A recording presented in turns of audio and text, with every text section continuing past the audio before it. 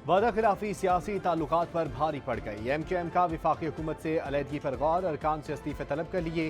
हंगामी इजलास जारी, ऐलान कुछ देर बाद मुतवक्किल। साबिक सदर आसिफ अली जरदारी का सूरत हाल पर खालिद मकबूल सिद्दीकी को टेलीफोन, तहफ़्फ़ुज़ात हल करने की यकीन दहानियाँ।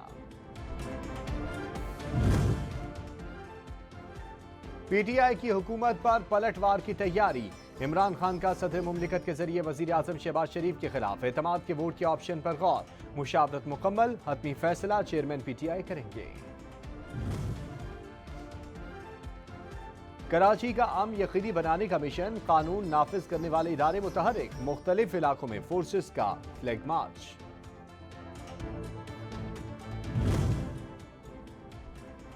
मारूफ समाजी शख्सियत कासिम अली शाह का अमली सियासत में कदम रखने का फैसला। जमान पार्क में इमरान खान से मुलाकात, PTI के टिकट की दरख्वास्त कर दी। चेयरमैन PTI का खैर मकदम, कहा ईमानदार अफराद की तलाश में रहते हैं, पार्टी में खुशामदीद।